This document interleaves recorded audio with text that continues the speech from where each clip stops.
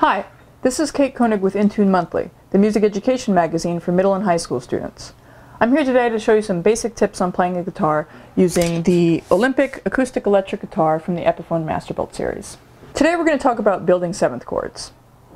Now, if you watched our previous video on how to build major and minor chords, you know that basic major and minor triads make use of the first, third, and fifth scale degrees of the chosen scale. So, in other words, if you want to build a C major chord, you start on C, and then you use the C major scale and find the first, third, and fifth degrees of that scale to build a C major chord, which in that case are C, E, and G. Now, when you build the seventh chord, you basically use the same method, you just add the seventh. The three most common seventh chords are dominant, major, and minor sevenths. The latter two are casually referred to as jazz chords, whereas dominant sevenths are probably found most frequently in rock and folk music. To build a major seventh, you choose the note that you want to build the chord from. So let's start with C. And then you choose the first, third, fifth, and seventh degrees of that scale. So since this is a major seventh, we're going to use the C major scale. We already know the first, third, and fifth are C, E, and G, and the seventh is B.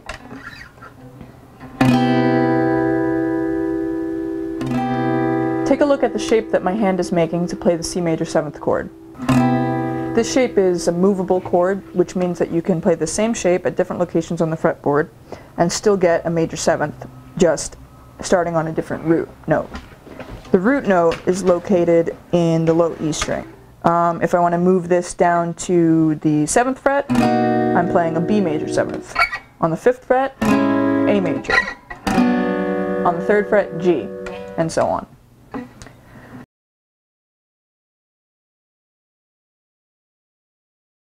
To build a minor 7th chord, you choose the note that you want to build the chord from, and then you use the minor scale of that note and find the 1st, 3rd, 5th, and 7th. So if we want to play a C minor 7th chord, the 1st, 3rd, 5th, and 7th are going to be C, E flat, G, and B flat.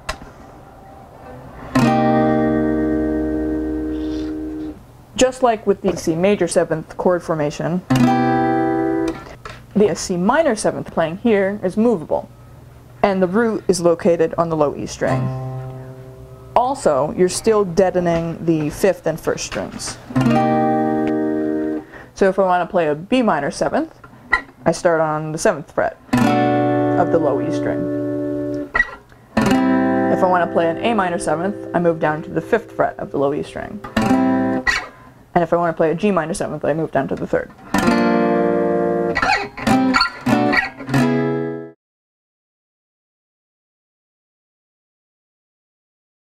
Now, I save dominant 7th chords for last because even though they tend to be used more commonly in most rock and folk music than major or minor 7th chords, the explanation behind them is a bit trickier. Now, first I'm going to give you the more complicated explanation followed by a simpler one, which should be easier to memorize. The more complicated explanation is that rather than building the chord from the scale of the root note, you're actually using the notes that belong to the scale of the note that falls 4 notes below the root note. So if you're going to build a C dominant 7th chord, you're going to use the notes that are in the F major scale, because F falls 4 notes below C. But the simpler way to think about it is that you could just use the C major scale and then lower the 7th scale degree by a half step. And that will give you the dominant 7th without having to think about it in those other terms. So, if you want to build a C dominant 7th chord, your root is obviously C, your 3rd and 5th are the same, they're E and G. And then your 7th, technically the 7th of the C major scale is going to be B natural, but because we want the dominant 7th, we're going to lower it by a half step, which would give us B flat. So, which sounds like this.